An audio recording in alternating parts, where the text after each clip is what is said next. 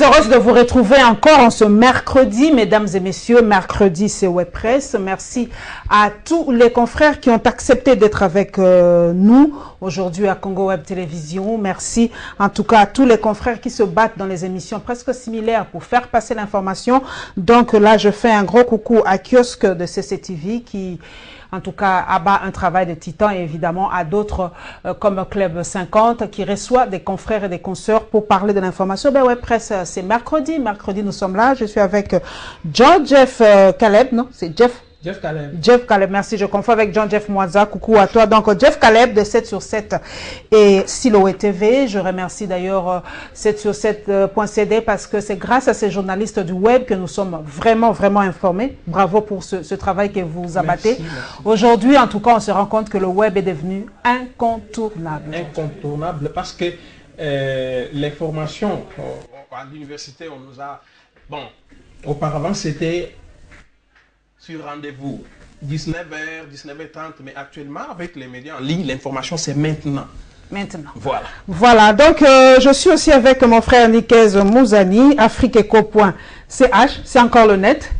Merci en tout cas pour votre travail. Mais nous, les médias traditionnels, nous sommes là, nous résistons hein, quand même. Le rendez-vous de 19h à Congo Web est toujours respecté. Nous résistons quand même parce que c'est toujours agréable de voir les têtes parler. C'est toujours agréable. Il y a une sorte de contact, de feeling. Les médias traditionnels existent, la radio, la télévision.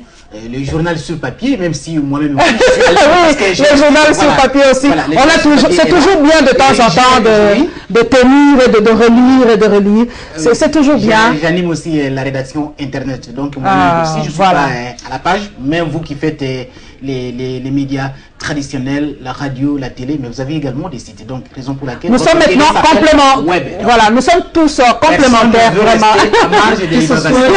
Donc que ce soit un journaliste en ligne, c'est-à-dire le web journalisme, que ce soit les médias traditionnels qu'on connaît, caméras, tout ça, toutes les caméras sont parties de l'analogique vers le numérique.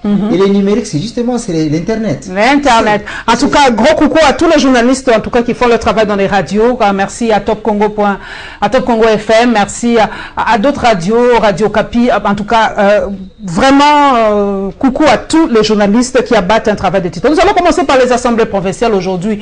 En tout cas, ça bouge dans le Congo profond, hein, au Kwilu, à la Chopo, au Katanga. Jeff Caleb, je sais que vous venez du Congo profond. Qu'est-ce qui se passe avec les assemblées provinciales aujourd'hui? Bon, madame, il faut dire qu'il y a un sérieux problème. Parce que si vous prenez l'exemple de la province du Haut-Katanga, vous avez un Kazembe qui est soutenu par un groupe et rejeté par un autre. Il a été démis de ses fonctions. Soutenu par les députés provinciaux. Soutenu par certains députés provinciaux, avec l'appui de quelques ténors de la majorité présidentielle qui se trouve ici à Kinshasa. Parce que comment pouvez-vous comprendre qu'un gouverneur qui a été démis de ses fonctions et après il va faire recours à la Cour constitutionnelle, il est réhabilité et il y a des bruits au sein de la majorité présidentielle et après les informations commencent à circuler, on apprend qu'il aurait envoyé un groupe de jeunes gens. On a vu les images avec des machettes sur le web. Aller attaquer l'Assemblée provinciale, donc c'est compliqué. Et de l'autre côté, vous avez la Chopo où c'est du désordre, c'est la cacophonie au sein de l'Assemblée provinciale. Il y a une motion qui a été initiée contre les gouverneurs Ilongo Tokole. La motion est soutenue par le président du bureau de l'Assemblée provinciale et 5 députés. Alors, 11 autres députés, parce qu'il y a 3 députés qui sont malades, il y a une dizaine de députés qui, à leur tour, ont fait une déclaration, c'était le week-end dernier, pour désavouer le président de l'Assemblée provinciciale en l'accusant de ne pas être à la hauteur de sa tâche, d'être incompétent et consort, et eux s'inscrivent en faux contre la motion de défiance initiée contre les gouverneurs. Et il y a même les activités qui ont repris hier parce qu'ils ont fait pratiquement 2 mois sans activité à l'Assemblée provinciale, et le président a lancé un communiqué qui annonçait la reprise des travaux. Et les députés qui soutiennent les gouverneurs, ils ont boycotté les activités. Mais malgré cela, le président tient à ce que la motion initiée contre le gouverneur soit traitée, et le gouverneur a été de nouveau saisi parce que la première fois, la plénière au cours de laquelle on avait interdit l'accès des députés à l'Assemblée provinciale. Et maintenant, le gouverneur a été de nouveau saisi. Hier, on a eu un échange avec lui. Et il a dit qu'il n'a jamais envoyé des policiers pour aller empêcher les députés à siéger. Attendons voir ce qui va se passer demain. Nikez Okwilou, c'est encore ça. Qu'est-ce qui se passe au Okwilou? Qu'est-ce qu'il y a? Moi, je pense qu'il ne faut pas chercher les diables ailleurs, Paulette. Comment est-ce que d'abord tous ces gouverneurs ont été élus? C'est d'abord un paquet d'argent. Vous en êtes sûr? Il faut des preuves, hein? Il faut pas prendre oui, c'est vrai, il faut des preuves, mais les mêmes députés ne cessent de cogiter avec les journalistes que nous sommes. Devant les caméras, ils disent une chose, mais quand ils sont loin des caméras et des micros des journalistes, il y a des aveux. Ils ne sont pas contents de vivre cette situation qui traverse la plupart des gens. Ces députés ont élu ce gouverneur non parce qu'ils avaient des mérites, ils avaient des qualités, c'est parce qu'il y avait une contrainte de la majorité présidentielle qui dit: si ce n'est pas celui que nous voulons, vous êtes en danger. Ça, c'est quelque chose qu'on a vécu dans toutes ces élections au niveau provincial. Mais il faut quand même que tout le monde se mette en tête que la majorité présidentielle a un principe. Les loups ne se mangent pas. Lorsque quelqu'un, donc un député provincial, veut manger un loup, on l'appelle à l'ordre. Et cet appel d'ordre, maintenant, il y a des instruments pour les appeler à l'ordre. Par exemple, la Cour constitutionnelle. Voilà.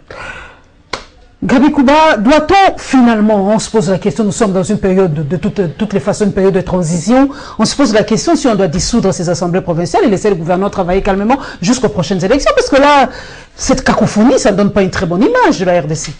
Dans l'esprit du constituant, l'idée d'installer les assemblées provinciales et les gouvernements provinciaux n'est pas mauvaise, mais c'est plutôt l'ensemble de la classe politique congolaise qui est médiocre. Donc, l'idée de décentraliser, rapprocher les gouvernants des gouvernés, c'est une très bonne initiative de par le texte, mais maintenant, dans la pratique, ça donne autre chose. Donc, les assemblées provinciales et les gouvernements provinciaux sont toujours à couteau tiré. Vous avez des motions sous-traitées, vous avez les problèmes des intérêts égoïstes, la gourmandise de certaines personnes, et vous avez également des problèmes de mégestion, et ce qui fait qu'on instrumentalise les institutions provinciales. Kinshasa aussi, qui ne veut pas lâcher, parce que le fait de transférer le pouvoir aux provinces, depuis en quelque sorte l'exécutif national, des plusieurs prérogatives. Mais on ne veut jamais lâcher. On veut les 40% dont on parle, c'est ça? 40% de rétrocession. Et même, même lorsque ça va au compte-gouttes, comment se fait la répartition, comment on affecte les dépenses de l'État, quels sont les projets prioritaires, comment on les gère. Mais vous avez aussi des députés provinciaux qui ne font pas un travail qualitatif. Même dans les provinces où les gouverneurs n'ont pas sauté. Est-ce que vous avez observé une gestion orthodoxe de la chose publique?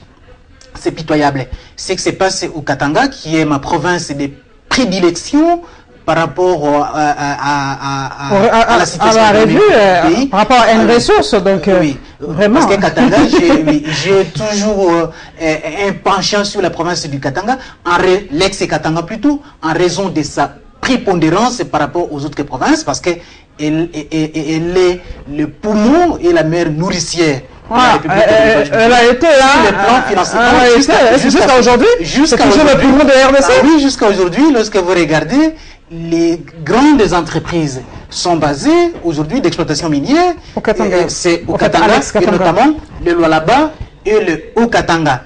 Le gouvernement de Jean-Claude Kazembe est déchu par une motion des députés provinciaux.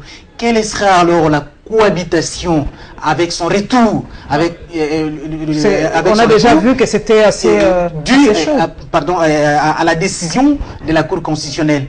Au départ, la raison principale de l'Assemblée provinciale du Katanga était le détournement d'une somme de 27 millions de dollars. Et on sait que les transactions se sont déroulées entre les entreprises minières, notamment celles du groupe Fleurette, qui appartiennent aux géants d'achat, d'exploitation et de négoce, Glencore, qui ont cédé et qui se sont désengagés. Et on avait payé la taxe à l'époque a été instauré par le gouverneur Katumbi, qui demandait à ce que toute entreprise basée au Katanga qui effectue des transactions ou qui cède ses parts doit payer la taxe. Mais il y a aussi la taxe sur la voirie. Donc l'ensemble de cet argent a donné 27 millions de dollars à la province du Haut-Katanga. Kazembe n'a pas utilisé cet argent. Il a ouvert un compte personnel pour loger ces montants. Parce que et c'était la raison principale. Ce n'était pas prévu de cette façon. Toutes les lois relatives aux finances publiques n'ont pas été respectées. Et cela a poussé l'Assemblée nationale à initier une motion de défiance l'Assemblée provinciale du Haut-Katanga contre les gouverneurs. Et aujourd'hui, Kazembe rentre à la tête du gouvernement provincial du Haut-Katanga, mais la question reste toujours pendante. Où sont les 27 millions? C'est ça la bonne question.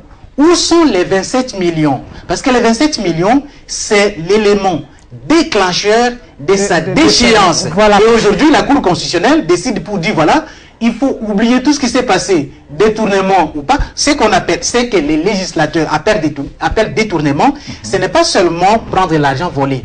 Quand les instructions relatives à l'application sur les directives financières n'ont pas été respectées, il y a aussi des lignes qui ont été conçues par l'Assemblée nationale, qui est l'autorité budgétaire, qui prévoit que voilà, telle rubrique, cette somme, c'est pour l'achat, par exemple, des équipements pour la police, c'est pour l'armée.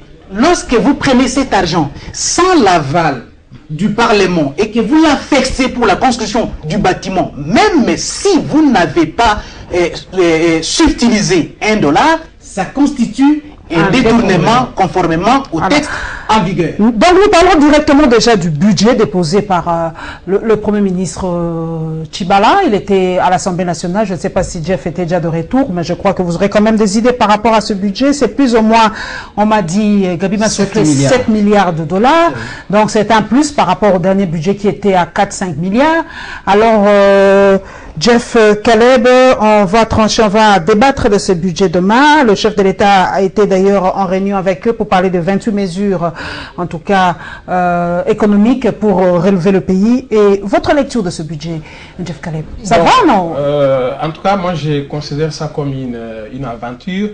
Tshibala ne va rien faire parce qu'il est déjà mal parti. Il a été nommé sur fond des contestations et jusqu'aujourd'hui, il y a des réunions qui continuent, donc qui se multiplient. Il y a toujours des communiqués qui sont lancés de part et d'autre pour exiger la mise en œuvre de l'accord de la Saint-Sylvestre, parce que vous avez un arrangement particulier qui a été signé en dehors du centre interdiocésain sans la CENCO, et qu'il y a des termes différents de l'accord du 31 décembre 2016 signé au centre interdiocésain. Donc, moi je me pose la question, c'est celle de savoir où est-ce que Bruno Tshibala va trouver de l'argent pour nous amener aux élections. Sinon, c'est des chiffres qui sont lancés. Il en appelle aux partenaires extérieurs. Mais les partenaires ont posé des conditions. Les partenaires ne viendront pas, ils ont posé des conditions. Ils ont dit il faut respecter l'accord. Il faut qu'il y ait un gouvernement mis en place conformément à l'accord qui a été signé. Mais vous ne respectez pas ce que les partenaires vous ont demandé. Alors, il ne faut pas espérer quelque chose de leur part. Donc, c'est de cette façon-là. Où Bruno Tshibala trouverait-il l'argent? Jeff Caleb l'a dit, les partenaires posent déjà des conditions. Je pense, Bruno, s'il est en train de me suivre, qu'il soit sincère, qu'il mette la main sur le cœur, qu'il ne vende pas du vent aux Congolais. L'accord de la Saint-Sylvestre prévoyait que le premier ministre sortant du rassemblement, présenté par les rassemblements, aura toutes les faveurs de l'Union européenne, des États-Unis et partout.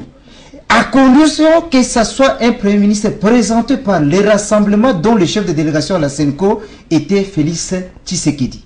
Lorsqu'il y a un autre rassemblement de Massina, de Kingasani, je ne vois pas ces partenaires traditionnels de la RDC recevoir tapis rouge à Tchibala que c'est toi. Mais on peut se tourner vers d'autres partenaires, à part les partenaires traditionnels.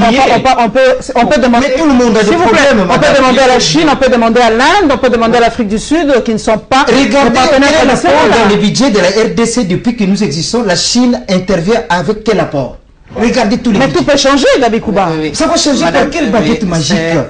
Tchibala va les changer par quelle baguette magique? Oui, aujourd'hui, la tendance du gouvernement de la République démocratique du Congo est de regarder vers la Chine. Ah oui? Mais il faut comprendre que la Chine est sur l'aspect commercial.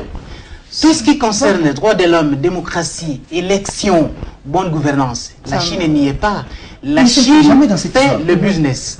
L'Inde, les pays émergents, ils sont plus intéressés à l'exploitation des matières premières, ils sont très intéressés, très impliqués dans le commerce, dans les échanges commerciaux. Mais financer les élections, la Chine n'est pas prête à faire ça. L'Inde non plus ne le fera pas. Non. Et puis tous les pays émergents aujourd'hui qui tentent de séduire le gouvernement de la République, ils ne font pas l'apostolat. La Chine, c'est le business simple. Je reviens sur un point. On a signé les contrats sino-congolais. Mais vous savez que les contrats sino-congolais, c'est une très bonne idée. C'est qu'on avait signé à l'époque de Win-Win à l'époque. Mine est contre infrastructure. Oui. Mais on dit coopération, nous l'avions dit à l'époque, coopération gagnant-gagnant. Est-ce qu'aujourd'hui, lorsque nous faisons l'évaluation, vous pouvez avoir des chiffres pour dire que la Chine a gagné 50%, le Congo et qu'il en est de même 50%? Donc c'est une question. L'Union européenne, les bailleurs de fonds traditionnels, qui financent et qui ont toujours un droit de regard sur la manière dont les élections se déroulent en Afrique et puis dans d'autres pays du tiers-monde. C'est parce que déjà, le déjà là existe. C'est prédéfini. Foreign Office, le ministère de la Coopération, Affaires étrangères, qui est d'Orsay, un peu partout, les départements d'État, ça existe. Vous aviez ici, par exemple, l'Institut américain des droits de l'homme et de la démocratie. En Chine, vous ne verrez pas de pareilles institutions.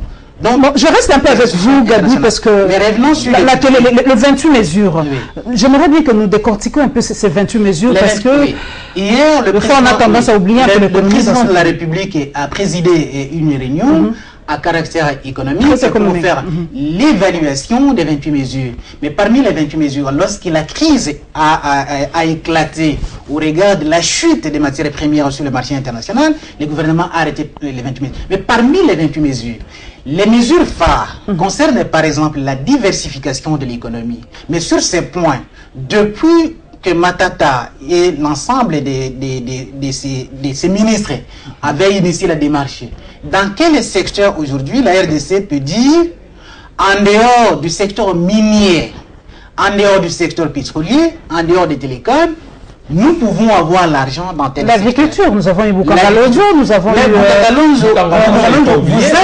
vous a donné quoi? Moi, je le disais ici, que ça ressemblait à un éléphant blanc. Vous ne pouvez pas investir plus de 150 000. Vous savez, l'agriculture, ce n'est pas comme des investissements lourds, du genre mine, pétrole, qui demandent des années. 5 ans, par exemple, de recherche, 5 ans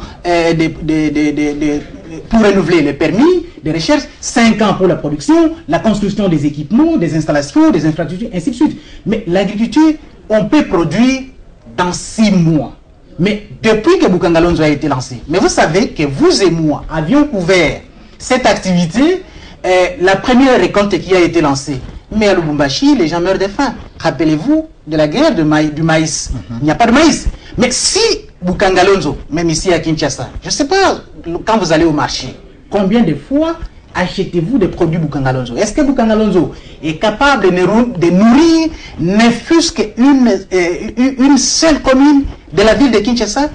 Alors, vous allez appeler ça un projet phare qui concerne la diversification de l'économie. La suppression de certaines taxes fait partie aussi des mesures phares du gouvernement. Et dans la suppression des taxes, mais tout est resté intact. Regardez les armateurs. Pas plus tard qu'hier, j'ai discuté avec un armateur. Armateur en français facile, dites-nous, ceux qui possèdent des bateaux, c'est ça? Voilà. Les bateaux, les trafics sur le fleuve. Voilà. Les propriétaires des bateaux. Toutes les taxes sont restées les mêmes. Tous les services sont opérationnels. Pourtant, c'était parmi les mesures phares du gouvernement de la République. Donc, ça n'a pas marché. Je reviens encore sur la décision du Conseil des ministres hier, du président de la République, de créer la commission qui doit lutter contre la fraude minière. Contre la fraude. Voilà, contre la fraude. Mais les services des contrôles ne manquent pas. L'inspection générale des finances, c'est un service directement rattaché à la présidence de la République. Vous avez la Cour des comptes qui travaille avec le Parlement de la République. Vous avez la cellule nationale des renseignements financiers. Vous avez la cellule, la direction de l'ordonnancement du Trésor et de la comptabilité publique. Toutes ces institutions ou tous ces services, vous avez même les services de fisc qui travaillent dans ces secteurs-là pour lutter contre la fraude. Mais quel est le travail? Et d'ailleurs, la commission, la cellule de Luzolo, contre la cellule contre la corruption, la fraude et le trafic illicite et tout ça, blanchiment des capitaux.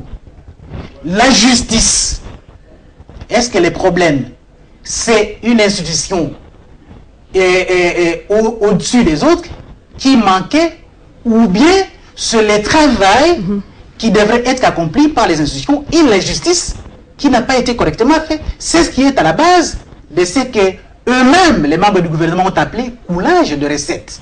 Comment arrêter cette hémorragie? Ce sera une commission de trop. Quelles seront les missions de cette commission?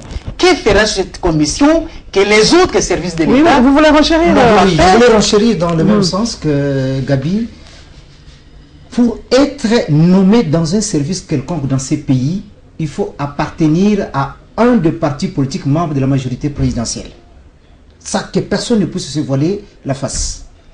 Et quand vous êtes membre d'un parti politique de la majorité présidentielle, il y a un principe, les loups ne se mangent pas.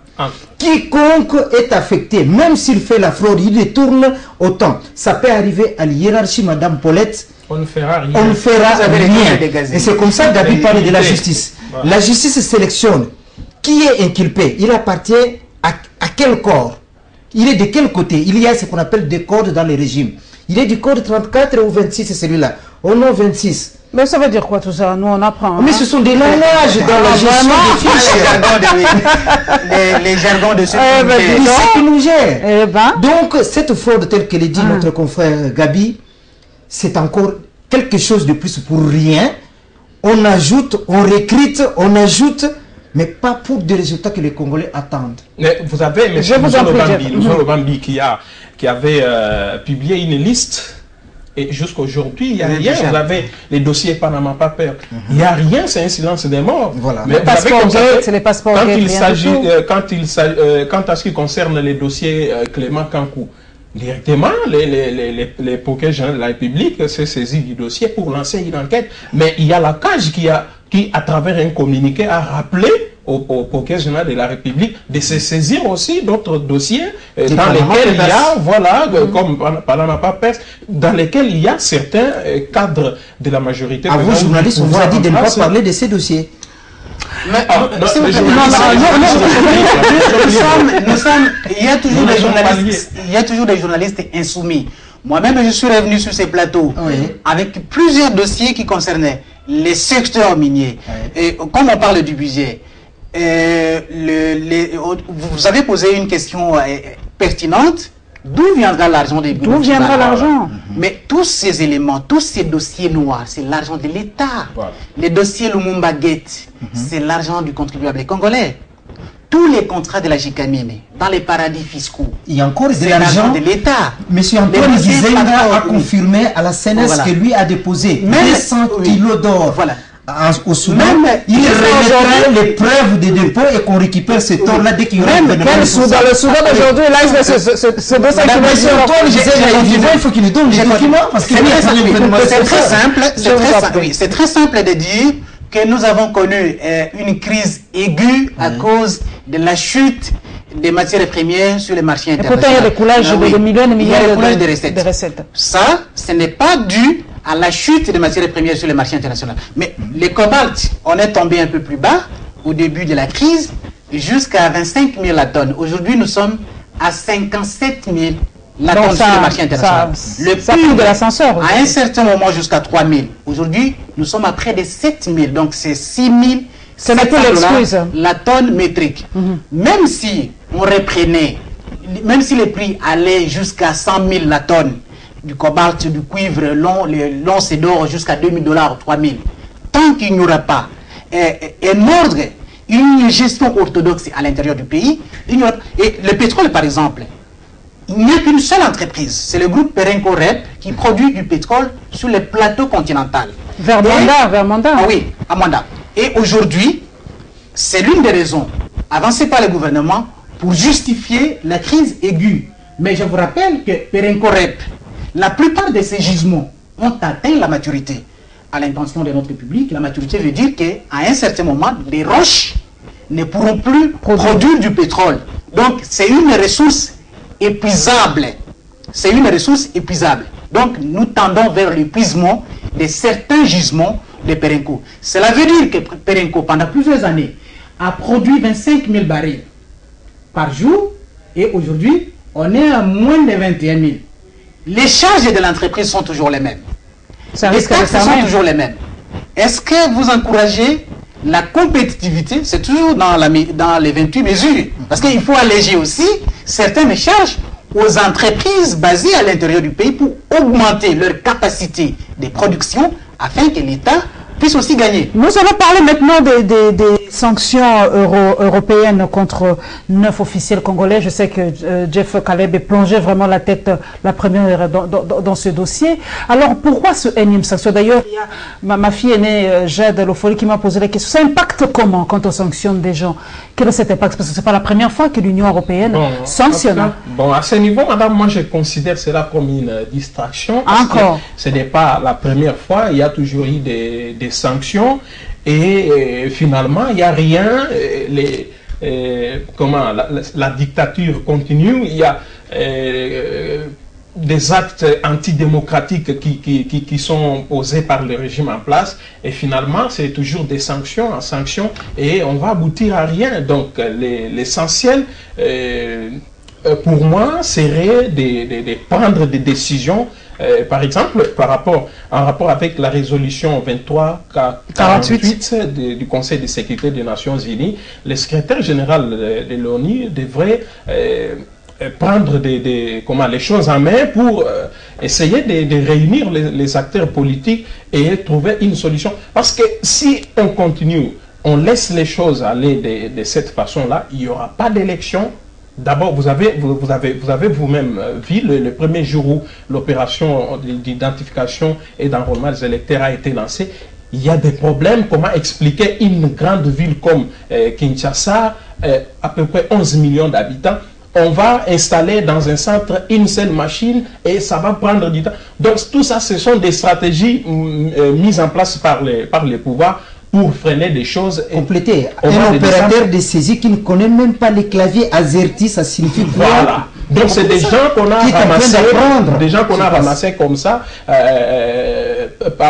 comme vous l'avez soulevé avant, au début de cette émission, népotisme, tout ça, on ramasse des gens comme ça qui ne maîtrisent rien et puis on les amène tout ça pour créer un donc en bref, Jeff Caleb, ces sanctions-là, madame, ça fait quel effet? C'est pour faire du buzz ou quoi? Ça n'a aucun effet. Vous avez la première fois, il y a une personnalité de ce pays qui a été sanctionnée et il a fait une déclaration pour dire que ces sanctions-là pour lui ne valaient pas quelque chose. Oui, mais on ne comprend pas. Quel est l'impact de ces sanctions? Puisque c'est la énième fois, mais moi je sais que, s'il vous plaît, Lucas, nous devons réfléchir un peu. Nous savons que les Européens, pas qu'ils sont supérieurs à nous, mais ils réfléchissent quand même. Je ne crois pas que ces Européens prennent ces sanctions pour nous divertir ou pour nous distraire. Donc ça doit impacter quelque part. C'est là où moi je veux en venir. Ça impacte où? Exactement. Je vais vous rejoindre, madame. Vous savez, quand un monsieur, un papa est sorti de sa maison affamé, il va au travail, il n'y a que son épouse qui connaît que le ventre de ce monsieur-là est vide. Au bureau, on ne verra pas cela. Mais le mari souffre, la femme le sait aussi.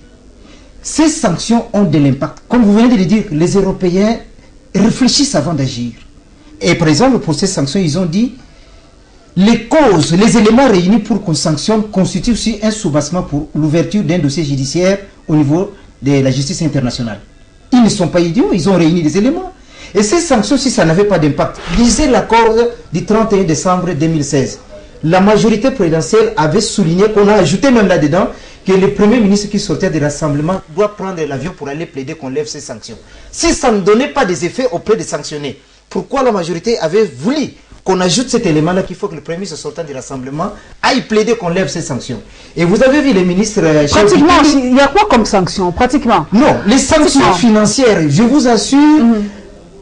Pour ceux qui connaissent les banques, lorsque quelqu'un est sanctionné financièrement, son argent ne bouge pas. Même l'argent qui est à Robank, qui est à la BCDC, ne peut pas quitter BCDC pour aller en Suisse, pour aller en France. Vous connaissez ce qu'on appelle le code SWIFT. C'est un code qui permet qu'on surveille le mouvement bancaire des gens.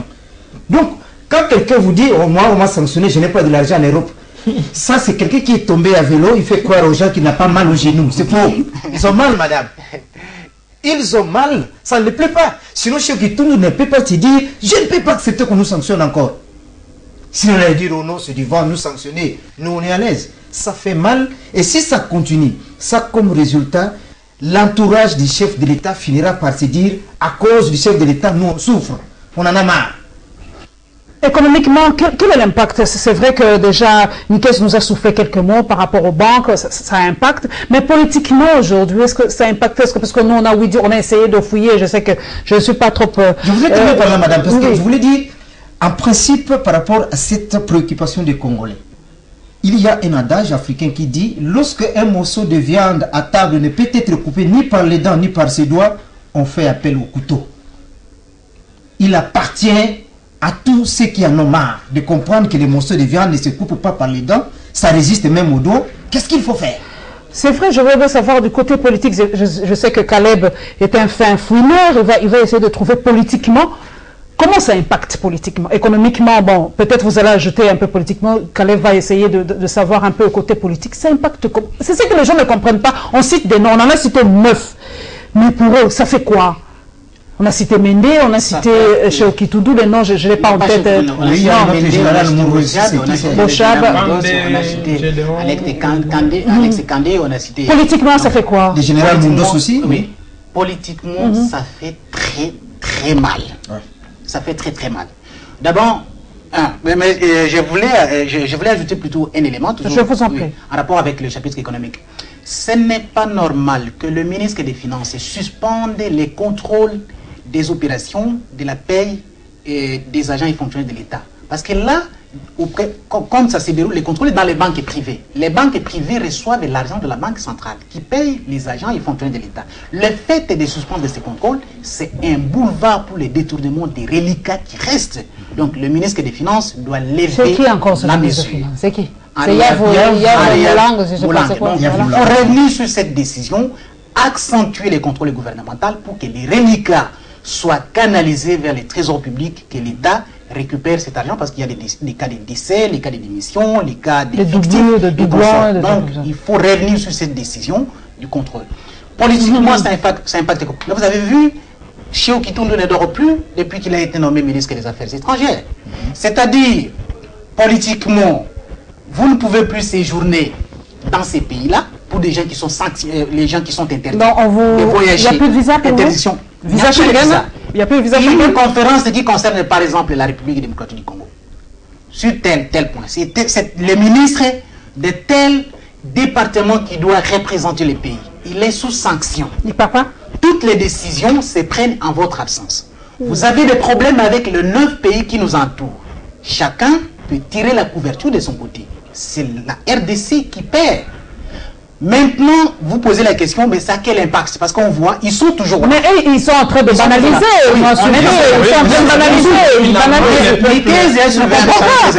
Toutes les banques commerciales que vous avez ici, vous avez combien de banques congolaises? Si vous avez l'argent à la BCDC, BCDC c'est la filiale de Fortis.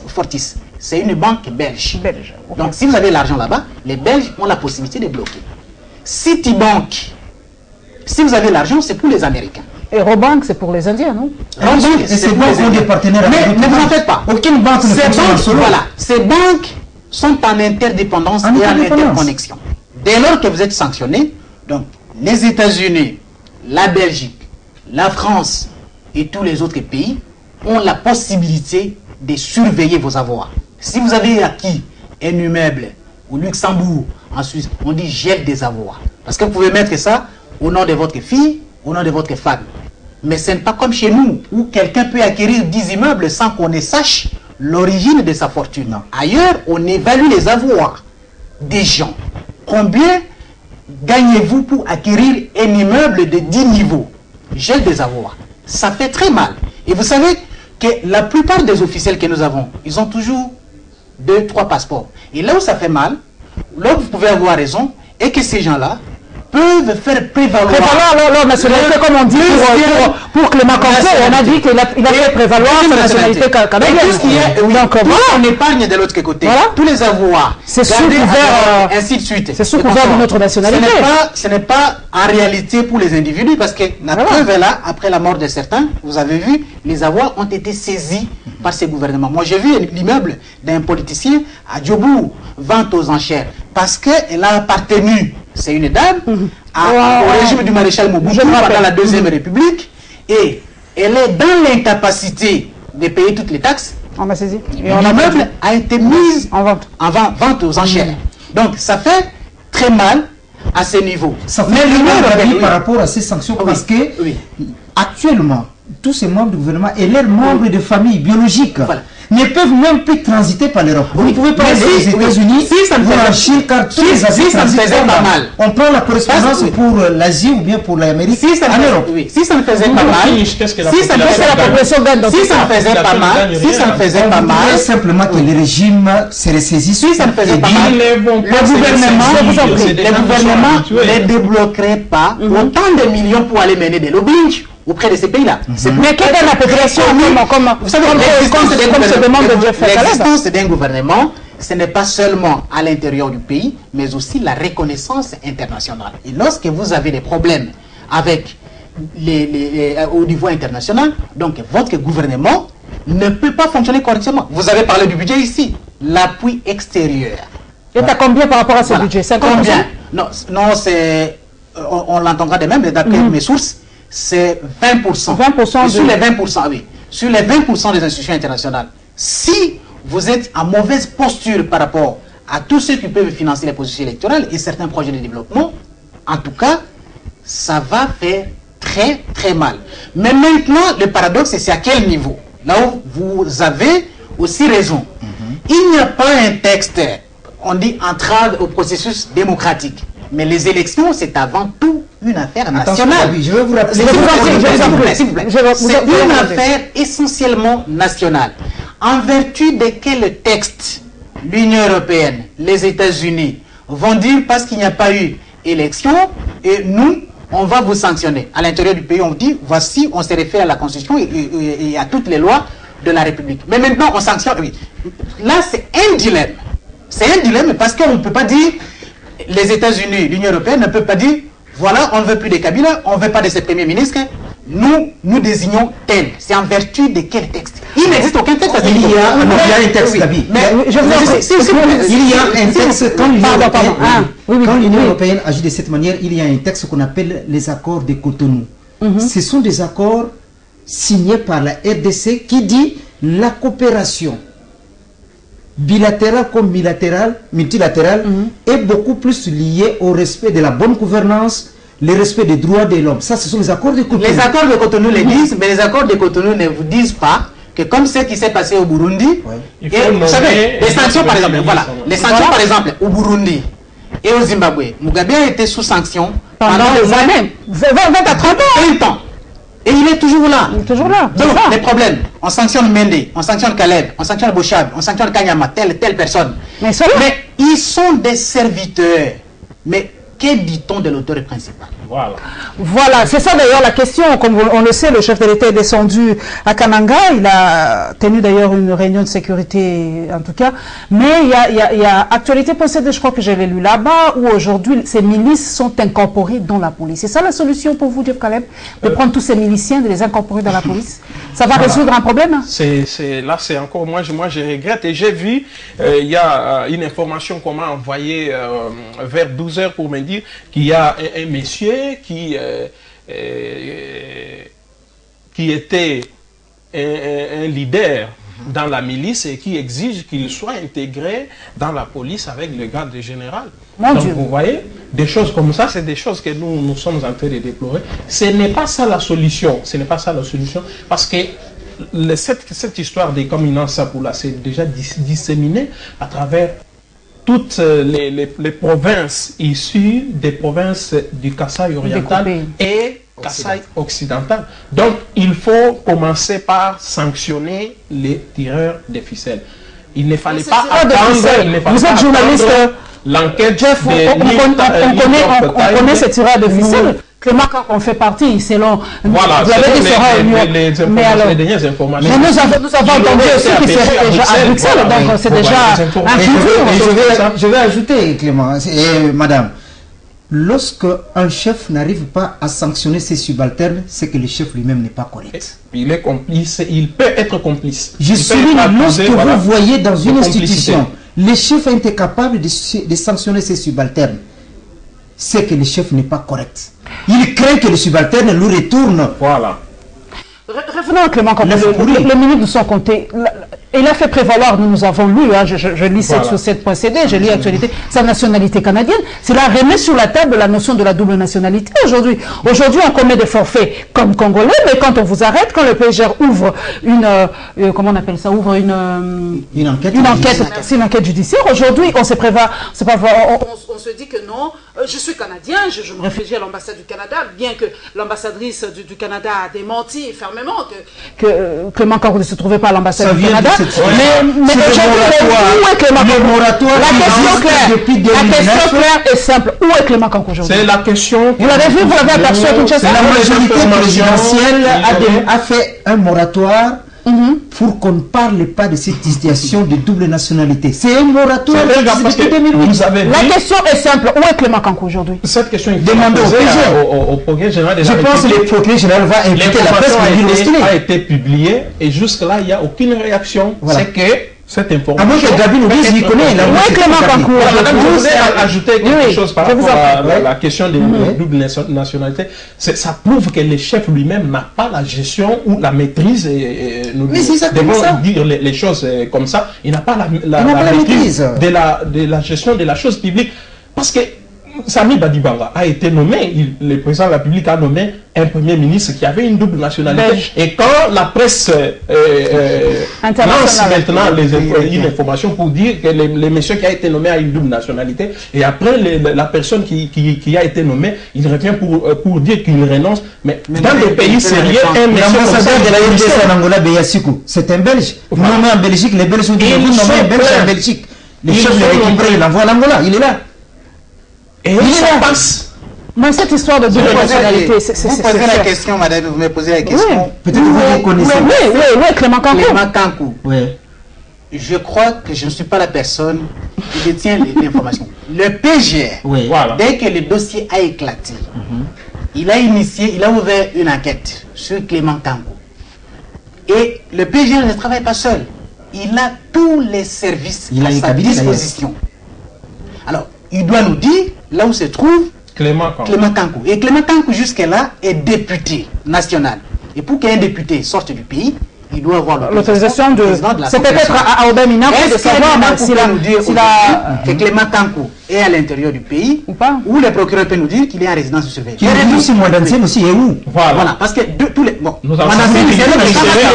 il était en prison, à ce moment-là, il échappait peut-être au contrôle du président de l'Assemblée nationale. Mais Kankou, qui est encore présumé innocent, parce que j'avais parlé de l'intégration des hommes. Ce qui se passe pour Kankou, c'est gravissime.